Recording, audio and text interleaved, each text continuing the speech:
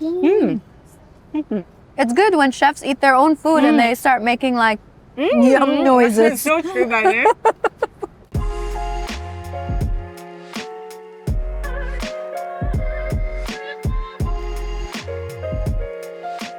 I'm Chef Sahar Al-Awadhi, and I'm taking you to some of my favorite spots in Dubai.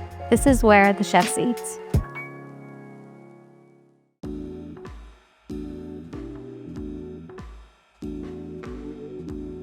We're at Sangeetha Vegetarian Restaurant in Karama, one of the old school restaurants in Dubai and one of my favorite breakfast places that serves South Indian food. I can't wait for you to see what we're gonna try. Hi, good morning. Actually, I know what I want to order.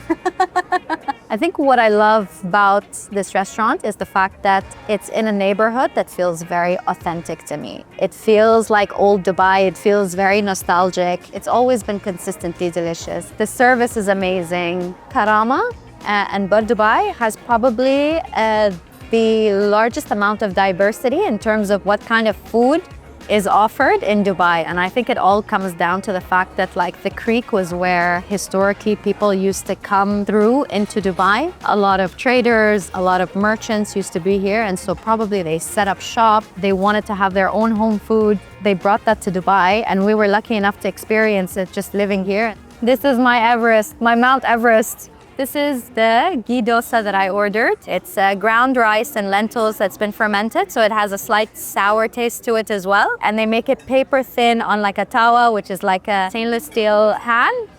And then it comes with all the sides. So you have your 3 different kinds of chutneys, your green chutney, your red, and your white, and homemade masala sambar. Yum. And all of their chutneys and sambars are made in-house. So I think the dish that I would recommend everyone to try when they come here is the medu vada. And I think I'm not the only one that agrees that Sangeetha probably has the best medu vada in Dubai or in the UAE. It's a savory donut, has some spices in there. Fluffy on the inside, it has this crisp on the outside. It's almost like you're crisping rice. It comes with the same sides, but obviously the vehicle for the chutneys makes a difference. One of my personal favorites, I don't know if you can hear it, but there's like a very soft crunch. Vada is just like beautiful. I like to do this. That's perfect. You know it's good when your fingers are sparkling with ghee. So I like to end the meal with Madras coffee, which is a South Indian filter coffee. They add milk here, they froth it beautifully, and they always bring it in these dabaras, which is a 2-piece set that comes like this. 1, 2, go. So you kind of just go back in here. This helps cool it down so you can drink it. Look at this froth. Michelin couldn't do this.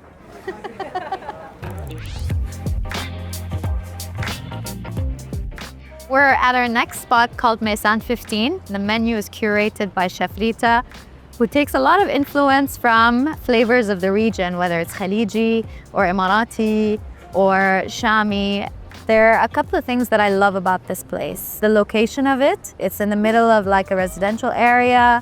You kind of don't expect it, but when you come here, you're kind of blown away by a couple of things. The food by Chef Rita, which is so comforting, it's so soulful. It's owned by a prominent Emirati artist called Rami Farouk. He has a very eclectic taste in art, but also he loves to add a lot of influence from the UAE, from the Arab world into everything that he does. So there are a lot of like beautiful things about the space that all come together and they make this like really unique space that is Maisan 15.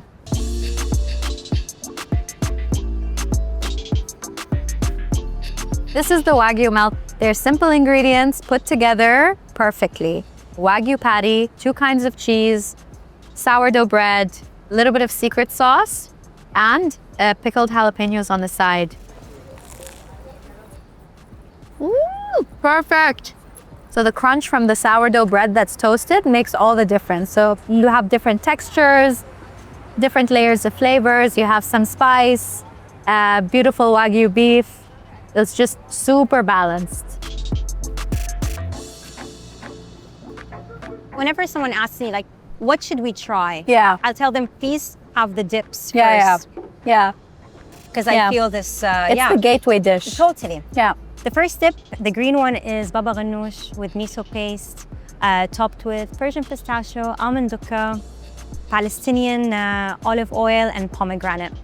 We have the hummus Okay. with za'luk, and it's got smoked shatta, topped with ras al-hanout and roasted hazelnuts. And of course, we make all our spice mixes in house. Then we have the muhammara lebni, and that's got roasted cauliflower, pomegranate molasses, cumin, Yeah. and toasted almonds. What are you starting with? I would have probably started with hummus like you. Yeah. So good. It's good when chefs eat their own food and they start making like yum noises. So true, by You're a Dubai kid, but I'm a you're Dubai originally kid. Lebanese. Yes. And so like this is the perfect intro to Chef Rita and Maison. Do they intentionally kind of represent the Lebanese flag? Or was it like unintentional? Unintentional. Did you just figure this out now?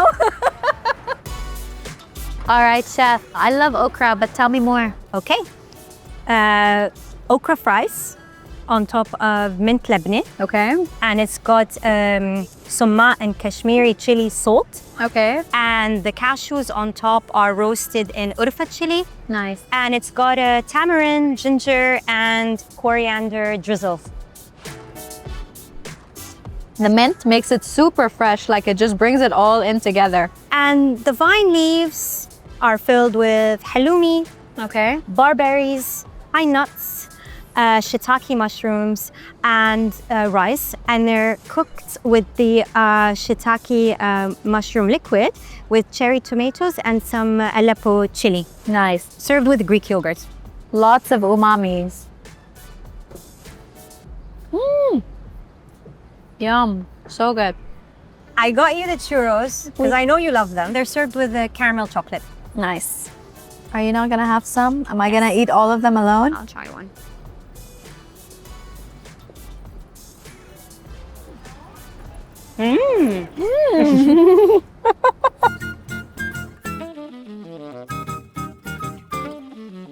So as a chef and as an Emirati, there is no way I was gonna let you go without showing you what real, authentic, delicious Emirati food is.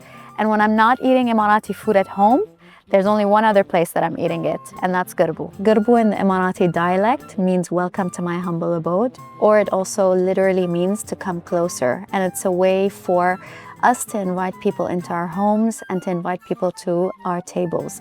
And it really shows the generosity and the open hospitality that's embedded in the Emirati culture. And probably one of my favorite things is the place that you see in front of you. They were hand-sketched by Her Highness Sheikha Latifa bint Maktoum. They were turned into plates, and they're meant to tell stories of different cultural aspects and heritage folk that are rooted in Emirati culture. Thank you. So this is the date salad. It's a signature salad at Gerbou. The whole idea is to center the entire salad around the dates, and then everything comes in and complements it. So you have pickled carrots, you have poached pears, you have lentils, you have cauliflower, you have pomegranate, you have some crispy kale. So there's a lot of textures. One of my favorite things at Gerbou is the khubz. It has like an aged cheese flavor from the Comté. It has sourness and earthiness from the za'atar. Look at those bubbles right out of the wood fire oven.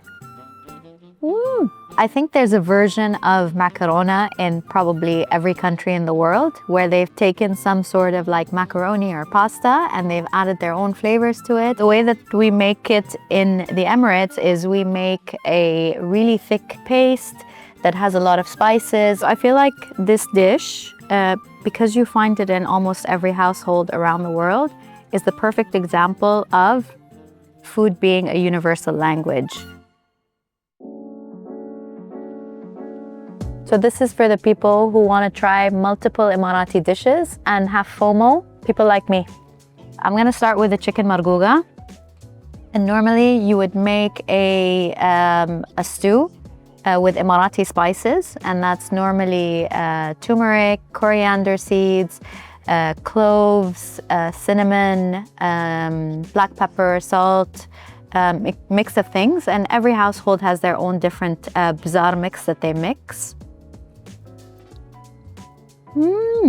And I love to eat it with the house-made achar or pickles. Next, the Gerbou signature majbous. So majbous, again, it's a stew that you make with different spices. You can make it with chicken or lamb, slow cooked. And then you add in your rice, and your rice cooks in your stew. Personally, the perfect bite for me is with a little bit of cucumber salad,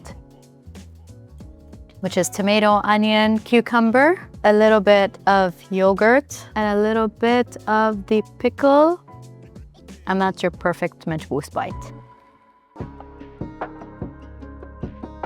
So you can come and sit outside here in the Majlis. There's a fire going. There's plenty of seating outside during the winter season. You can come here, have a tea, a coffee, a hot chocolate, a karak, which is what I'm gonna have. It's a hot tea drink that's made with milk and different spices. Thank you so much. And this asida bite is the perfect last bite.